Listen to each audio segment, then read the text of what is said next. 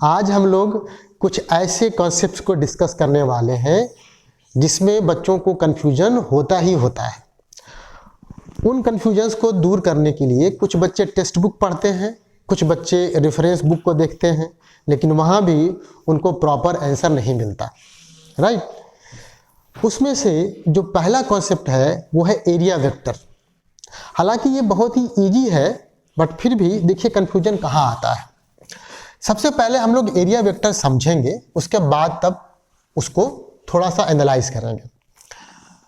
मान लो कि मेरे पास ये कोई प्लेन सरफेस है जिसका एरिया है ए, तो ऑब्वियसली एरिया तो कभी भी नेगेटिव नहीं हो सकता, तो एरिया जो है वो हमेशा पॉजिटिव होता है, इतना हम लोग जानते हैं। अब अगर मैं इस सरफेस के परपेंडिकुलर डायरेक्शन में एक यूनिट वेक्टर ड्रॉ कर दूं, जिसको मैं इन कैप से दिखा रहा हूं, तो इसको बोलूंगा यूनिट नॉर्मल, है ना, टू द सरफेस।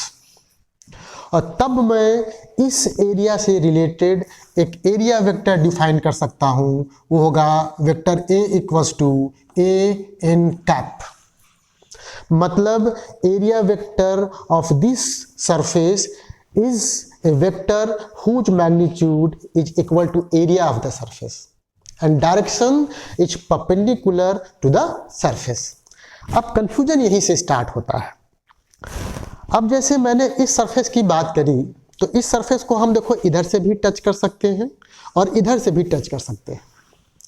किसी भी सरफेस के दो ही फेस होंगे, यहाँ पर हम दोनों तरफ से इसको टच कर पा रहे हैं, तो ऐसे सरफेस को हम लोग बोलते हैं ओपन सरफेस। ठीक है, ओपन सरफेस। अब आप में से कोई स्टूडेंट ये कहेगा कि सर आपने जो है इस सरफेस के ऊपर की तरफ नॉर्मल वेक्टर ऐसे ड्रॉ कर दिया, मेरी मर्जी है सर मैं नीचे की तरफ ऐसे एरिया वेक्टर ऐसे ड्रॉ करूंगा, मतलब एन कैप ऐसे ड्रॉ कर दूंगा। इसको डैश कर दो ताकि कंफ्यूजन ना रहे। तो मेरे लिए एरिया वेक्टर इस डायरेक्शन में हो जाएगा और उसका जो मतलब वैल्यू होगा वो कुछ ऐसे हो जाएगा, ऐसे हो जाएगा। तो मैं सही हूं कि आप सही हैं? तो इसका आंसर है कि आप भी सही हो और हम भी सही हैं। मतलब ये है कि ओपन सरफेस से रिलेटेड हम दो एरिया वेक्टर ड्रॉ कर सकते हैं और दोनों ही सही है।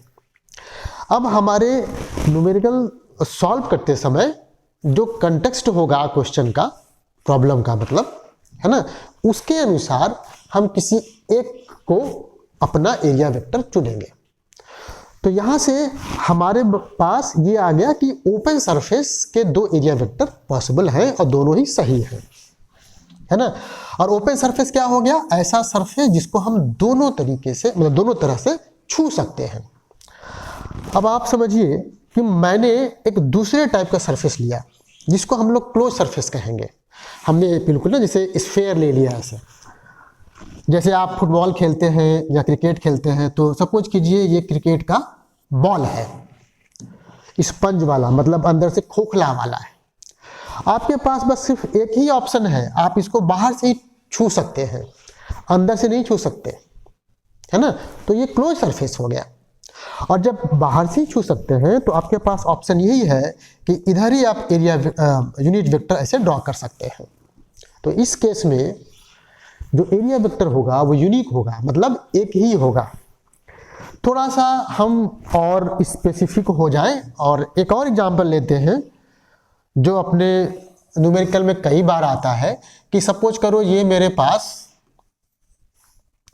पास कोई सिलेंडर है, ये क्लोज सरफेस है क्योंकि यहाँ पे देखो साइड में ये लैटरल सरफेस हो गया, इधर से ये देखिए, और ये सब इसको बंद करके रखे हैं, तो ये क्लोज सरफेस है, सबको हम बाहर से ही छू सकते हैं, अंदर से छूने का सवाल ही पैदा नहीं होता।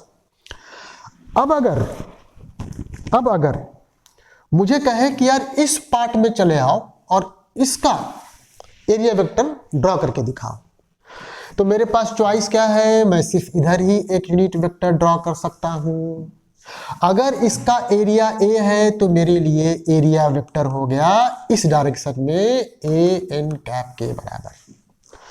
मुझसे कहे कि यहाँ का एरिया वेक्टर तुम ड्रॉ करके दिखाओ, तो भैया मेरे पास सिर्फ एक ही चॉइस है कि मैं इधर की तरफ ही यूनिट वेक्टर ड्रॉ कर सकता हूँ, तो इसी डायरेक्शन में मेरा एरिया वेक्टर होगा। ठीक इसी टाइप से जो कर्व सरफेस है उस पर इधर की तरफ ही आप ड्रॉ कर सकते हैं नॉर्मल। तो इन केसेस में आपका जो एरिया वेक्टर है वो यूनिक हो जाएगा, है ना। ठीक है, यहाँ तक क्लियर हो गया। अब जो दूसरा कॉन्सेप्ट हम लोग क्लियर करने जा रहे हैं वो है इलेक्ट्रिक फ्लक्स। लेकिन उससे पहले जो अभी हमने आपको एक्सप्लेन किया है उसको अगर आप लिखना चाहते हो तो ये पिक्चर बना हुआ है और ये स्टेटमेंट्स लिखे हुए हैं, आप चाहो तो इसको लिख सकते हो। थोड़ी देर के लिए मैं आपको टाइम दे देता हूँ।